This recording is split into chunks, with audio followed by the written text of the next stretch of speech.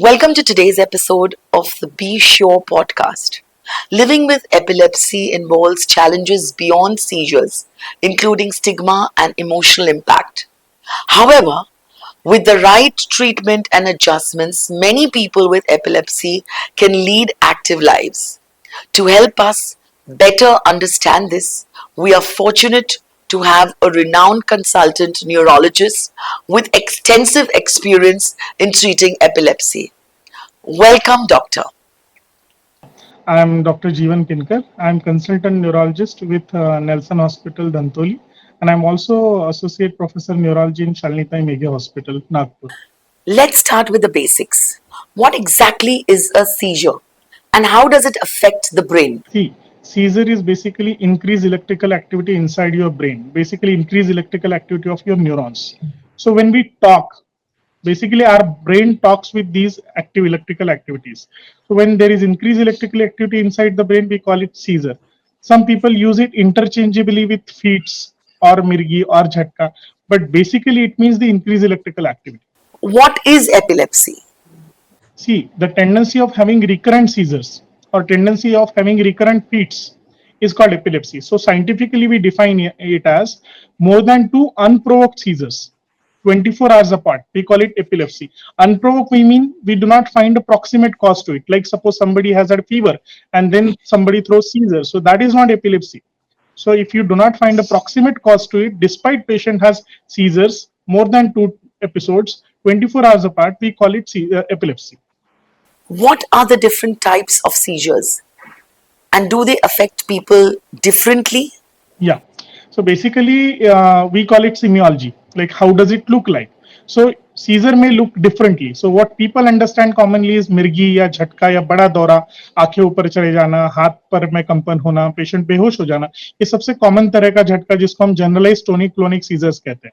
But this is just one type of seizure. So there are very protean manifestations of seizure. One can be a child of school going age can just flutter his or her eyes, can just go blank, not have attention, or somebody may have just focal moments of one limb or the other limb. Somebody may just go unconscious. So these are various manifestations. Somebody may just have a shock like sensation immediately, so that could be a manifestation. So there are various manifestations of seizures or epilepsy, and the causes to it are different based on the age group. So a child or a young baby who was just born, maybe the seizure, the causes may be because of lack of oxygen to the developing brain. In childhood, simple falls could result in seizures. There are some tumors in childhood age group which can result in seizures. In adulthood, strokes or some brain infections, brain tumors can cause seizures. In elderly, strokes again, hyponatremia or decreased sodium in the body can cause seizures. So there are various causes based on age group which could produce seizures. I see. Now, can you explain what causes epilepsy? Is there always a known cause? No, around 40 to 50% of the times, despite intensive investigations, we are not able to find a cause to seizure. So that we call it idiopathic seizure or unknown cause to seizure.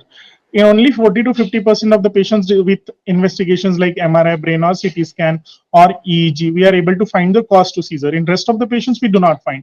So the common causes, as I narrated, based on the age group, like a young kid or a very young kid, it could be lack of oxygen to the growing brain or decreased glucose, we call it hypoglycemia, can cause damage to the growing brain and can cause seizure. In childhood, there are various epileptic encephalopathies that can cause seizure. In young adulthood or the adulthood, brain tumors, strokes can cause seizure. In elderly, again, as I said, brain tumors can be one of the causes of seizure. So causes can differ based on age group. Well, that's really helpful to understand. Well, what are some of the signs or symptoms of epilepsy that caregivers should look out for? Yeah. So patient may present directly with the movements like movement of one hand or the shaky movement of one limb or the fluttering movement of the eyes. But some patient may know that they are going to get seizure. So that is called as aura. So a weird feeling or weird sensation in the abdomen, weird feeling or weird smell or some buzzy or ringing sensation in the ears can also precede the actual before having seizures. So seizures can present, as I said, they can present with simple loss of consciousness. They can present with a patient going around, wandering around, purposeful activity. So these can be manifestations. Now let's talk about something that many people with epilepsy face: stigma. Can you tell us why epilepsy is often misunderstood? See, lot many times the patient, the people, they do not understand it as a neurological illness. It is often misunderstood as some upri hawa or some bhoot prit ka saya. So there are many misconceptions regarding epilepsy in the community. So much so that the patient and the family has to suffer this stigma that they do not get married. People are reluctant to mix with them. People are reluctant to have gatherings with them. Kids are often prohibited playing with those kids. So marital issues. So lot many problems, because these are the some of the notions that are prevalent in community regarding epilepsy. So epilepsy is basically a neurological disease like any other neurological disease.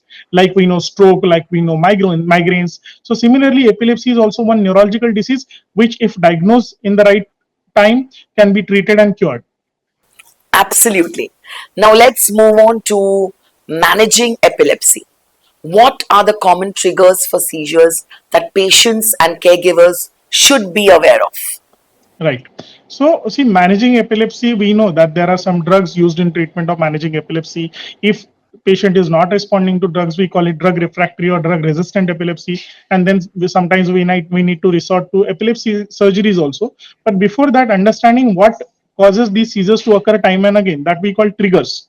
So, so the common triggers, like why the patient who's well controlled on drugs gets again an episode of seizure. So not taking medicines regularly is one of the commonest cause why does the patient get seizures again.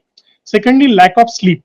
So a good 6 to 8 hours of night sleep is very much important. So lack of sleep, increased noise, or the fluttering or the bright light may sometimes precipitate these seizures. That's a great tip, doctor. What other lifestyle adjustments can help someone manage epilepsy? See, as we understand, this is going to be a chronic disease. So most of the patients of epilepsy, we give these medications for 2 to 3 years. So resorting to some medication on a daily basis for 2 to 3 years is really it's a big task. Yes, So yes, yes. epilepsy drugs come with some side effects, the inherent side effects. Oftentimes they come with weight gain, sedation. So resorting to a good diet, a good healthy lifestyle, it boosts the confidence of a patient, because otherwise if the patient is on some anti-epileptic drugs, a school going kid gaining by a rapid weight, it becomes difficult to cope up with the group. So for those kids, parents need to involve a good lifestyle, a good healthy lifestyle, a good healthy diet, some exercise, and some things, some sports need to be refrained from, like contact sports like kabaddi or horse riding or some swimming sports. If at all patient gets recurrent seizures, so these need to be, parents need to be aware of, and sometimes teachers also need to know all these things if at all patient gets recurrent seizures. Thank you so much, doctor. To wrap up, could you share some safety tips to help prevent injuries during seizures? Right. So safety tips, if at all the kid is staying at home, so some safety tips that can be inculcated into practice by parents are sharp कोने वाली चीजें. Oftentimes, if they're the young kids, तो जो sofa है या bed है उसके अगर टिप बहुत कोने वाले हैं, तो they may be injuring to kids if they fall. If some lady who's having epilepsy is working in kitchen, so if at all the stove is burning, she might fall and injure herself. So resorting to microwave or oven wherein the direct flames may not be involved, maybe very helpful to a particular lady. Resorting to some professions wherein a patient, if at all gets seizure, may not be an immediate threat to himself or somebody else. Suppose some driver is getting time and again seizure, so better to resort to some other profession wherein he is not so much so involved in meticulous activities or the activities which could in immediate cause damage to oneself or the other. So these things can be taken care of, and profession can be resorted to wherein these activities, if at all happen, are under somebody's supervision and they do not cause harm to patient or somebody else. Thank you so much, doctor. This has been incredibly informative and helpful. We hope today's discussion helps listeners better understand epilepsy and how to support themselves or their loved ones, of course. Any final thoughts? Yeah, I would just like to communicate like any other neurological disease, epilepsy is one neurological disease which has to be looked like that. There are doctors for identification and treating these illnesses, and these illnesses, if recognized right, are treatable. So the myths regarding epilepsy in the community, they need to be taken care of. People need to be aware of all these entities. There need to be awareness programs like we did now. So there need to be awareness program wherein people should realize what is epilepsy, how epilepsy is managed, who's the right doctor to manage epilepsy, and the myths regarding epilepsy they need to be removed from community. Thank you, Doctor. And thank you to our listeners. Until next time, take care and stay informed.